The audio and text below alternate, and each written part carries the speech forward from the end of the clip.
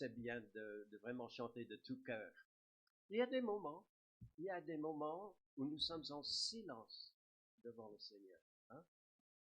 Il y a des moments où on est tout seul dans notre chambre à invoquer le Seigneur. Et ce qui est formidable, c'est que là, même quand on a la voix cassée, et on est tout seul dans notre chambre, eh bien, le Seigneur dit, je vois dans la chambre, et je sais ce que tu as dans le cœur, et je réponds. Mais il y a des fois aussi que ça nous fait énormément de bien d'être ensemble et de unir nos voix pour louer le Seigneur. Merci pour l'équipe qui nous a aidés à le faire ce matin et que nous soyons tous bénis. Tout particulièrement les mamans qui sont parmi nous aujourd'hui. Hein? C'est la fête des mamans. On est en train de regarder des prescriptions que Jésus-Christ avait données à ses disciples. Et je me demandais si vous saviez qu'il y avait une prescription parmi toutes qu'il a données, qui était pour les mamans. Cherchez. Bon, pour être honnête, c'est aussi pour les papas. C'est quoi le 15 juin? Je pense que c'est vers là, vers le 15 juin, c'est la fête des pères. Je risque de ne pas être là, je suis dans d'autres églises parfois aussi. Mais voilà, donc une prescription pour les mamans, pour les papas, mais qui était donnée aux enfants. Ça concerne maman, ça concerne papa, mais c'est adressé aux enfants. Donc on peut dire que c'est vraiment une prescription pour tout le monde, hein, c'est pour toute la famille, et vous la connaissez. Vous le reconnaîtrez en tout cas quand je le mets sur l'écran. Jésus l'a dit à plusieurs reprises. C'était dit depuis bien avant que Jésus ne vienne dans le monde. Et il le reprend des 10 commandements où il est dit, car Dieu a dit, honore ton père et ta mère. Il parle à qui? Aux enfants. Hein? Mais est-ce qu'il y a quelqu'un ici qui n'est pas enfant? On est tous des enfants. Donc c'est pour nous. Honore ton père et ta mère, et ça ajoute, alors là je pense que c'est dans Lévitique où on ajoute ceci, celui qui maudira son père ou sa mère sera puni de mort. Alors la différence de ce qu'il faisait souvent dans le sermon sur la montagne, eh bien il dit d'avant, en premier lieu cette fois-ci, ce qu'il faut faire, et après seulement il met comment les gens avaient détourné tout cela à son époque. Alors il ajoute, mais vous dites, celui qui dira à son père ou à sa mère, ce dont j'aurais pu t'assister est une offrande à Dieu. Eh bien celui-là, il n'est pas tenu d'honorer son père ou sa mère. Ah, oui. Vous savez, l'homme, il est très très fort pour contourner la volonté de Dieu, tout en se justifiant, tout en essayant de trouver une excuse. Et c'est ce qui se faisait par rapport à ce commandement-là, honore ton père et ta mère. Mais qu'est-ce que ça signifie d'honorer quelqu'un? Hein? Il y a des synonymes que nous connaissons très bien. On accorde de la considération à quelqu'un. Hein? On montre de l'estime. C'est en quelque sorte de montrer la valeur de cette personne à nos yeux. D'ailleurs, il y a une expression que vous connaissez très bien dans les Écritures qui parle de quelqu'un ou quelque chose qui a du prix à nos yeux. Et donc, Dieu, il est en train de nous dire, vos parents, ton père, ta mère, devraient avoir du prix à tes yeux. Et il faut le montrer aussi. Il faut montrer à maman et à papa, hey, vous comptez vraiment pour moi. C'est dommage qu'on a envoyé les enfants à l'étage. Hein? Mais comme nous sommes tous des enfants, Alors j'aimerais tout simplement et assez rapidement vous rappeler certaines paroles dans la parole de Dieu qui nous montrent comment nous pouvons faire ça. Comment, très pratiquement, honorer nos parents, nos mamans, on souligne cela particulièrement ce matin, mais aussi nos pères. Alors la première chose, je vais le mettre, mais vous y pensez déjà. On va leur faire un cadeau. Hein? Et Christian vient de nous dire que lorsqu'il est allé chercher les roses ce matin, il y avait foule pour chercher des roses. Pourquoi? Parce que tout le monde veut offrir à maman un petit bouquet ou au moins une rose. C'est vrai, on pense à ça. Et souvent, lorsqu'on pense à offrir à quelqu'un un cadeau, et on pense en tout premier lieu, qu'est-ce qui ferait plaisir à maman? Qu'est-ce qui ferait plaisir à papa? Ce matin, nous allons offrir des roses aux mamans parmi nous. Alors pour la fête des pères, je ne sais pas, c'est peut-être des tournevis. En tout cas, ça c'est un peu plus lourd à transporter.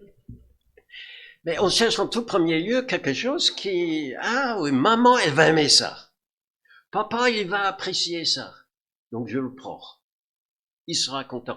Mais si le cadeau est quelque chose par lequel nous honorons nos parents, il faut aussi que ce quelque chose exprime l'estime que nous avons pour eux.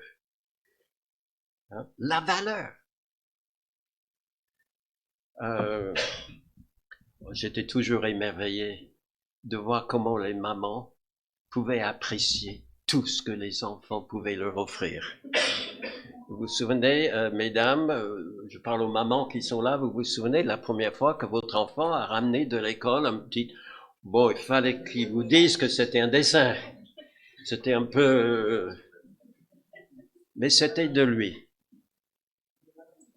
Oui. Et c'était de lui. Et je me suis dit, les mamans, de voir le sourire sur le visage de maman lorsqu'elle recevait ces petits quelque chose, ou peut-être on a fait quelque chose dans le pâte à modeler, ou quelque chose comme ça, et puis on l'a offert à maman. Et ça fait plaisir. Mais tout cadeau n'a pas la même valeur. Hein? Maintenant, vous comprendrez bien qu'il y a quand même un petit monde de différence entre inviter maman dans un fast-food et de l'inviter peut-être dans un restaurant étoilé. À moins que maman aime les fast-food. Ça peut être le cas aussi. Il y a une petite différence aussi entre lui offrir un beau bouquet, hein, qui est bien préparé, joliment arrangé par quelqu'un qui sait bien faire, hein, et juste d'aller derrière la maison, dans le champ, et ramasser quelques fleurs sauvages. Benjamin et nous faisions ça de temps en temps. On marche, il y a un petit chemin derrière chez nous dans les champs. Et il y a des fois, et quand c'est la saison, hein, où je dis, regarde, il y a une petite fleur. Alors, il va le ramasser. Et puis, après, un autre d'une autre couleur. Il va le ramasser. Et le temps qu'on arrive à la maison, il y a tout un petit bouquet. Bon, c'est pas spécial. Mais il faut voir le sourire sur le visage de Karine quand elle le reçoit. Hein. En tout cas, quel que soit le cadeau, parce qu'on est tous différents, hein, quel que soit le cadeau que nous offrons, ça doit pouvoir communiquer cette idée-là. Papa, si c'est pour lui, maman, si c'est pour elle, vous comptez vraiment pour moi. Hein? J'ai pensé à toi quand j'ai pris ça. Et c'est pas toujours la valeur en euros qui montre la valeur du cadeau. Hein. Offrir un cadeau, pourquoi pas? Il y a une autre façon de faire, c'est d'honorer par nos paroles. Que disons-nous de nos parents? Hein? Quand ils sont là, probablement nous disons de bonnes choses. Quand ils sont pas là, peut-être c'est pas tout à fait le même langage. Mais nos paroles. Alors, il y a ce petit dicton, ça vient de moi. Mais je vous le propose comme étant quelque chose qui devrait quelque part animer nos pensées. Parlons d'eux en bien ou ne disons rien. Enfin, ça vient pas vraiment de moi, ça vient de mon père. J'ai dû dire des choses qui n'étaient pas toujours très gentilles. Hein. Ah, si vous n'avez rien de bon à dire, ne dites rien. Mais vous savez, des fois, on peut dire de bonnes choses, mais des fois, on est plus animé par un esprit qui nous fait murmurer pour tout. On est de mauvais poils, on est grinche à la maison. Est-ce que ça rend la vie plus facile? Pas du tout. Alors, j'ai pas mis de verset ici, mais vous vous souvenez de combien de fois dans le désert, lorsque l'Éternel était avec eux, visiblement, on parlait de Dieu qui est soleil, mais sa gloire resplendissait et dirigeait le peuple à travers le désert. Et combien de fois le peuple a murmuré. Oh, on n'a pas assez à manger, on n'a pas ce qu'on veut. C'est trop le fast-food, pas assez le bon restaurant, là. Dans le désert, je ne sais pas ce qu'on trouve, hein. Murmure. Et quelle était la réaction du père? Ah, il était mécontent. Hein. Ça, il n'aimait pas. C'était pas son honneur. Et c'était pas l'honneur de ceux qui murmuraient tout le temps non plus. Hein. C'est un avertissement pour nous. Alors, on peut être reconnaissant.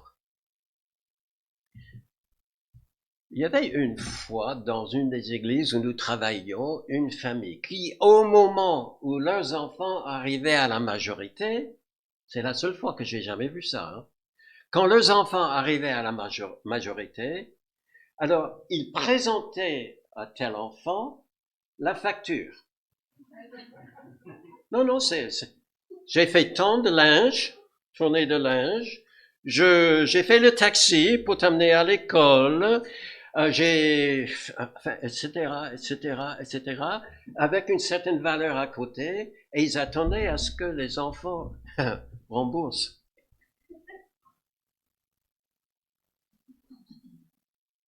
Jamais, jamais vous allez pouvoir repayer vos parents pour tout le bien qu'ils vous ont fait. C'est pas possible. Pas possible. Parce que, comme pour moi d'ailleurs aussi, il y a tant de choses que nous ignorons, hein. Est-ce que vous savez, quand vous n'étiez même pas présent, le nombre de fois que papa, ou peut-être maman, pensant aux soucis que vous aviez à l'école, au travail, avec des copains, ils se sont mis à genoux pour prier pour toi. Vous ne l'avez pas vu, mais ils l'ont fait. Et quelle valeur est-ce que vous mettrez sur ça? Vous ne pouvez pas mettre une valeur sur l'amour, hein? Mais nous pouvons être reconnaissants. Dans la mesure que nous voyons ce qu'ils font, maman a fait un bon repas, merci maman. Papa a fait telle chose, merci papa. Nous pouvons leur donner même des compléments. Hein? Et vous savez quoi? Ça coûte moins cher que le fast-food. Ça coûte rien du tout. Mais ça a, aux yeux des parents et aux yeux de Dieu, énormément de valeur. Et c'est une façon de marquer l'estime que vous avez pour vos parents. Je sais que quelquefois, les enfants grandissent dans les foyers, on dit dysfonctionnels. Ils sont un peu laissés aller et puis les parents ne s'occupent pas bien. Oui, je sais. Mais nous avons tous un Père Céleste qui veille sur nous malgré tout, hein, et qui peut nous bénir, même dans les foyers comme ça. Par nos paroles, par les cadeaux que nous offrons, mais aussi obéir aux parents. Ça, c'est important. Vous savez, la plupart d'entre nous, nous avons eu des parents qui ont essayé de leur mieux de nous instruire comment il fallait vivre par leur propre exemple, par des règles qu'ils ont mis, les règles de vie dans le foyer, par les enseignements qu'ils nous ont donnés, ils ont essayé de nous apporter quelque chose qui pensaient être bénéfiques pour nous, pas seulement le jour où ils l'ont dit, hein, où ils ont fait telle chose, mais pour toute notre vie. Et c'était quelque chose d'important. Alors, vous dites, ils n'étaient pas parfaits. Oh là là! Je me souviens une fois que ma mère, elle m'a vraiment déçu. Elle est avec le Seigneur maintenant. Hein. Mais même en faisant, et en réalité, elle m'a interdit quelque chose que je voulais vraiment faire. Mais elle savait que ce que je voulais vraiment faire n'était pas bon. Mais j'étais trop jeune pour comprendre. Et elle dit non, tu ne le feras pas. Pour savoir qu'à l'époque, ça m'a coûté très très cher. Enfin, comme ça peut coûter cher à un enfant. Parce que j'étais censé faire cette chose-là dans le cadre scolaire, devant toute ma promotion. Et je devais le dire, alors que ça, c'était ma responsabilité, je devais dire non, je peux pas. Maman ne veut pas. Oh! C'était dur, hein? C'était pour mon bien. Maintenant, je le comprends. C'était pour mon bien. Mais il y a des fois où on se dit, oh, maman, elle n'est pas parfaite, papa, il faut le voir, hein, il est pas très gentil tout le temps. D'accord, d'accord, soit. Vous connaissez les parents parfaits? Dieu fait toutes choses bien, mais avant de devenir parents, tous les hommes sont tombés dans le péché. Et ça fait qu'il n'y a pas de parents parfaits. Mais si nous avons au moins l'idée que papa, il a mal agi là, ou maman m'a fait quelque chose là que je n'apprécie pas, alors d'accord, d'accord. Obéissez quand même. Essayez de faire mieux à l'avenir. Prenez l'exemple quand même. On peut apprendre des choses qui sont agréables, mais des choses qui sont moins agréables hein, pour nous. La Bible nous demande, par exemple, dans Éphésiens chapitre 6, d'obéir à nos parents, n'est-ce pas? Enfants, obéissez à vos parents, car cela est juste. Ça signifie que c'est Dieu qui le demande. C'est juste. Honore ton père et ta mère. C'est le premier commandement avec une promesse, afin que tu sois heureux et que tu vives longtemps sur la terre. Et il y a ce passage aussi dans les Proverbes qui m'a interpellé un petit peu, parce qu'il y a quelque chose qui se passe dans les deux versets. C'est juste le début, hein, là, le verset 7. Je montrerai le verset 8 dans un instant, parce que entre les deux, il y a quelque chose d'étonnant qui se passe. Lisons. La crainte de l'Éternel est le commencement de la science. Les insensés méprisent la sagesse et l'instruction. Donc, ne sois pas comme des insensés. Écoute, mon fils, l'instruction de qui? Ben, on dirait, d'après ce qu'il vient de dire, qu'il faut écouter l'Éternel. Hein? Mais le texte ne dit pas ça. Le texte dit l'instruction de ton père et l'enseignement de ta mère. Écouter. Et cette fois-ci, le mot écouter signifie plus que entendre. Ma mère disait souvent, je ne sais pas pourquoi je pense à elle ce matin, c'est peut-être parce que c'est la fête des mères, hein, mais elle disait quelquefois, alors que nous étions très heureusement à jouer dehors, etc., à gambader dans les champs, elle criait, allez, venez, et puis elle nous donnait quelque chose à faire. On faisait semblant de ne pas entendre. Et elle nous demandait, mais comment ça se fait-il que, où que vous soyez, quand je vous demande de venir pour faire quelque chose, hein, un travail, un corvée à la maison, ah ben vous m'entendez jamais. Mais quand je crie, goûtez, vous êtes tout de suite là. Vous voyez, il y a une différence entre entendre et écouter. Écouter signifie, on a entendu, on l'a assimilé, et on a dit oui. D'accord.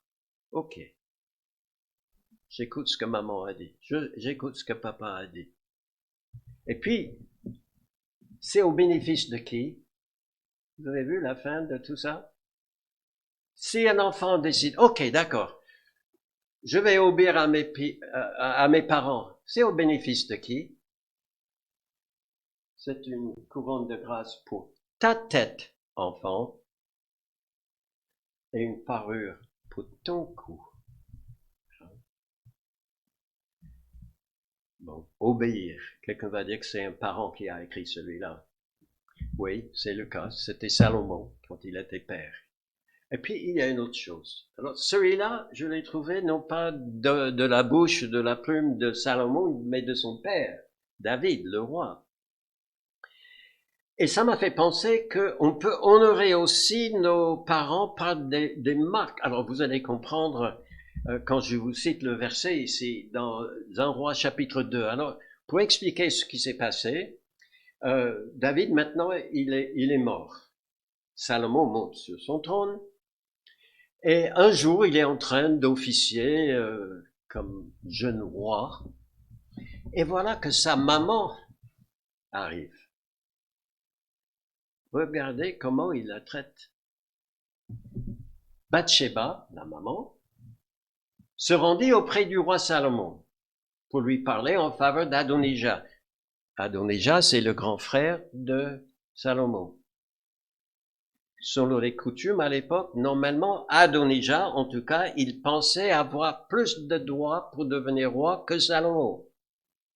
Et il va demander quelque chose qui, si c'est accepté, va mettre en péril la régence de Salomon. Mais la maman ne le voit pas. Salomon, il y avait personne qui était plus sage que Salomon. Il a tout de suite compris. Mais peu importe. Peu importe. Comment est-ce qu'il réagit par rapport à sa maman? Elle entre. Elle va lui parler d'Adonijah. Le roi se lève.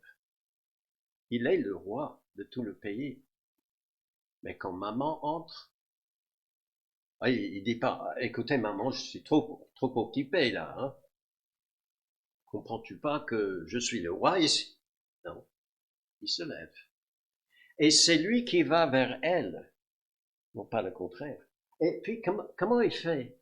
Il se prosterne devant elle. Qu'est-ce que ça signifie, se prosterner? Ça, c'est quelque chose que nous ne faisons pas. Hein. Se prosterner, ça veut dire de se mettre carrément à plat ventre devant. C'est une position de soumission, une position qu'on prend quand on dit à l'autre, tu as tous les droits sur moi. Et il met ce banc devant sa mère, il se prosterne. Et puis, après, il s'assit sur son trône. Alors, je ne sais pas si c'est Salomon qui a demandé à ce qu'on vienne mettre un siège pour sa maman, ou si les autres, en remarquant l'honneur qu'il avait fait à sa maman, se sont dit, allez, faites vite, cherchez un fauteuil pour elle. En tout cas, on a placé un siège pour la maman, Bathsheba. Où? Au fond de la pièce? Non, non, non. Tout près du roi, à la droite de son trône. Normalement, c'est la place du plus haut conseiller du roi. Celui en qui il a le plus confiance. Et il accorde cette place à sa maman. Bon, on n'est pas les châtelains, encore moins des rois. Mais comment est-ce que nous traitons? Il y a parfois des choses très pratiques comme ça que nous pouvons faire pour honorer, donner la place d'honneur à papa et à maman. Et puis, demander conseil. Ça, c'est une bonne chose aussi. Alors, ça peut être tout plein de choses, quelque chose de très pratique. Maman, il y a un plat que j'aimerais préparer pour la famille ce soir, mais je n'arrive pas. Il y a des choses comme ça il y a des choses qu'on cuisine qui sont plus difficiles, hein. Enfin, je regarde les mamans, hein, je cuisine pas autant que ça moi-même, mais je pense qu'il y a certaines choses. Vous arrivez la mayonnaise à chaque fois? Peut-être oui, mais en tout cas, si vous n'arrivez pas, Vous allez demander à qui? Ben, vous allez demander si elle est encore en vie et vous allez passer un coup de fil. Maman, dites-moi ce que je dois faire. Je rate toujours ma mayonnaise et je sais que la tienne est toujours parfaite. Ben, dis-moi comment je dois faire. Ou ça peut être pour papa. Tiens, papa, j'ai des limaces dans le jardin. Et je sais que chez toi, c'est nickel. Comment tu fais? Des choses pratiques. Tout simplement demander conseil. Quand on demande conseil à quelqu'un, c'est admettre que, à nos yeux, il sait mieux que nous. Hein? Ça peut être aussi par rapport à une décision que nous avons à prendre. Hein? Quelles options est-ce que je vais prendre au lycée? Pas toujours évident pour un enfant, hein, de prendre des décisions comme ça. Ou, tiens, on m'offre tel poste de travail, est-ce que je dois le prendre ou pas? Etc., etc. Et d'aller vers les parents et leur demander conseil. C'est toujours bien, toujours bien. Et d'ailleurs, Jésus dit ici, je suis confondu par le nombre de fois, on l'a déjà vu une fois, où honorer Dieu, honorer déjà les parents, c'est aussi honorer Dieu. Regardez ce verset. Là, c'est Dieu hein, qui nous invite. Il dit, invoque-moi au jour de la détresse. Ma mayonnaise, Seigneur. Invoque-moi au jour de la détresse. Je te délivrerai. Moi, je sais faire. Tu sais pas? Tu es dans une difficulté? Moi, je sais faire. Demande-moi. Demande-moi conseil. Je te délivrerai et tu me glorifieras, honoreras. Ça, c'est bien. Vous n'avez pas besoin de dire à maman ou à papa, oh, maman, tu es la meilleure maman du monde. Enfin, dire des grandes fleurs comme ça. Mais tout simplement, elle comprendra. Quand le petit coup de téléphone vient. Maman, j'ai besoin de toi. Hein. Un peu plus tard, peut-être dans la vie aussi, il y a des moments où on peut montrer l'honneur à nos parents en les assistant dans leurs besoins. D'ailleurs, c'est de quoi que Jésus parlait hein, au moment où il parle d'honorer le père et la mère. Il dit, mais vous dites que ce que j'aurais pu t'assister, je l'ai déjà offert à Dieu. Donc, ça me dispense de vous aider. Et Jésus dit non. Non, non. En fait, si vous n'honorez pas vos parents, vous ne m'honorez pas non plus. Honorer les parents, c'est honorer Dieu. Pourquoi? Parce que qui nous demande d'honorer les parents? Dieu. Si on n'honore pas les parents, on désobéit à Dieu. Et la désobéissance, c'est le mépris. Hein, c'est pas honorer Dieu. Mais j'ai pensé à ceci également, c'est Dieu qui a dit, soyez faits, l'homme et la femme, hein, dans le jardin d'Éden. Soyez féconds, multipliez, remplissez la terre. Et non pas seulement il a dit, mais il a donné aux parents la capacité de le faire. Et dans l'amour qu'ils avaient l'un pour l'autre, eh bien, nous sommes venus au monde. Et vous êtes d'accord avec moi si je dis que l'artisan ou le fabricant est toujours considéré comme étant plus grand que celui qui produit. Nous sommes venus au monde de par nos parents. Ils sont au moins par cela plus grands et méritent notre estime. Mépriser les parents, c'est mépriser Dieu, qui les a créés. Mais c'est aussi mépriser ce qu'il leur a permis de mettre au monde. Nous. Et combien de fois nous avons remarqué que faire ce que Dieu veut que nous fassions en honorant nos parents, eh bien c'est nous qui récoltons honneur et joie après aussi. Ça revient sur nous. très pratiquement, ça peut être aussi dans la forme de refus. Refuser d'être à la charge des parents quand nous avons nous-mêmes les moyens de nous occuper de nos propres besoins. Je sais qu'aujourd'hui, des enfants quittent le foyer, des parents quittent le foyer plus tard. L'âge moyen en France, c'est 24 ans et demi, selon les statistiques. Mais il y en a qui sont encore là à 30 ans. C'est pas les parents qui veulent, c'est pas l'enfant qui, mais c'est la vie qui fait que quelquefois ils sont obligés de rester là. D'accord. On n'a pas tous les moyens qu'on aimerait avoir. Mais, si nous avons des moyens, même si on est encore là, vous savez, à quel âge j'ai commencé à participer un petit peu aux frais du foyer? Je ne me rappelle plus non plus. Je devais avoir à peu près 14-15 ans. Oui. Mes parents estimaient que c'était bon à savoir que la vie n'était pas gratuite. Et que si l'électricité marchait dans la maison, c'est parce que papa, il payait pour avoir de l'électricité, le chauffage, etc. Oh, c'était des toutes petites sommes.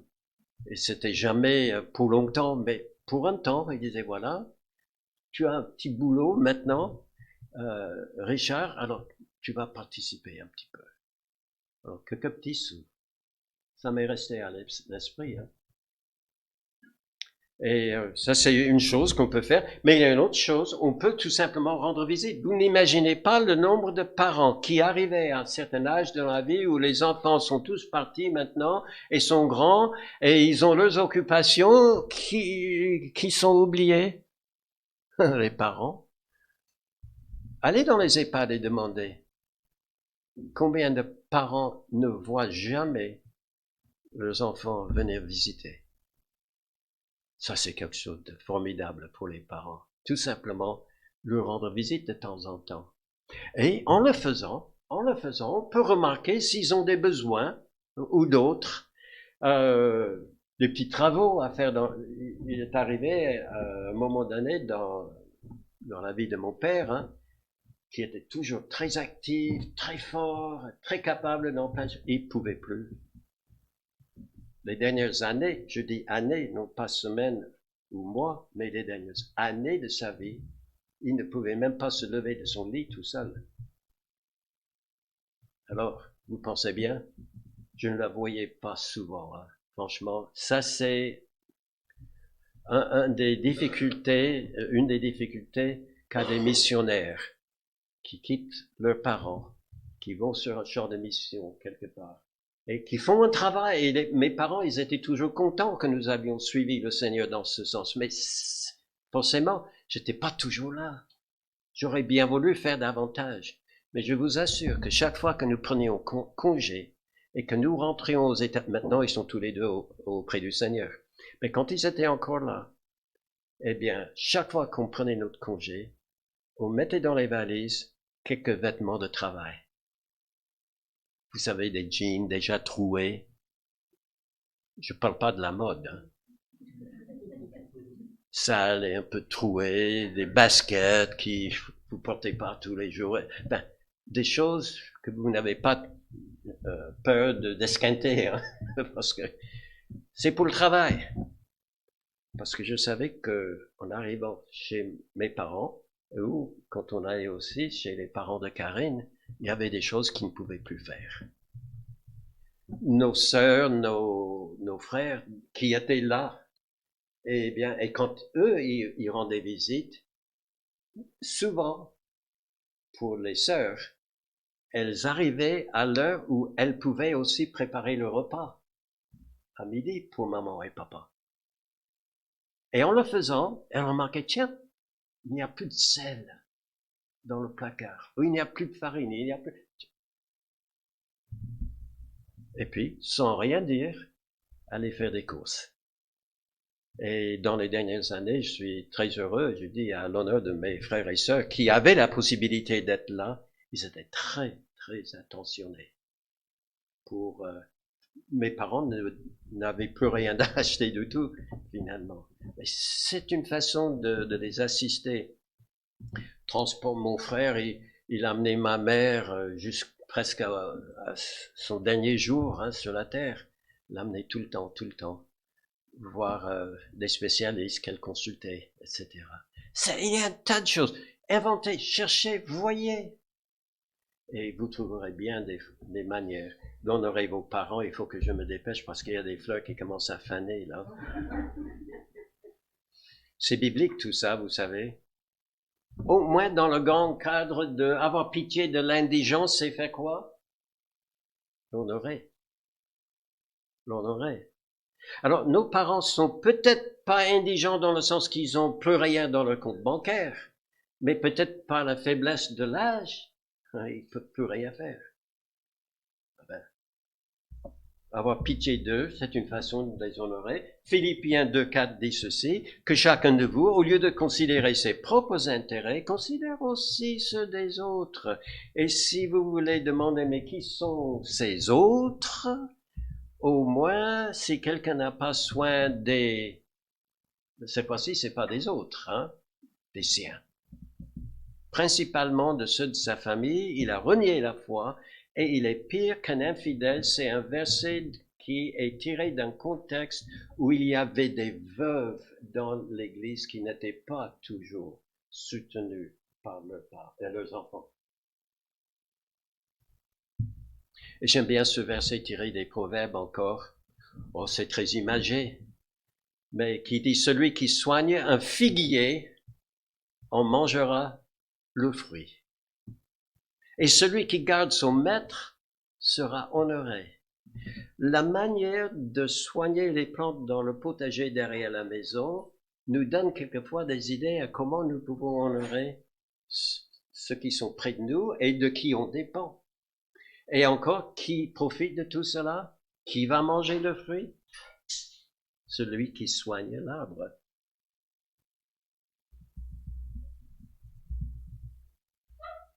Dernier, honorer quelqu'un même à la mort.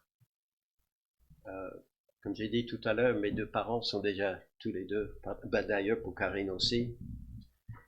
On n'a plus nos parents. Mais je vous assure, le jour où sa maman est décédée, on a appris la nouvelle. C'est loin.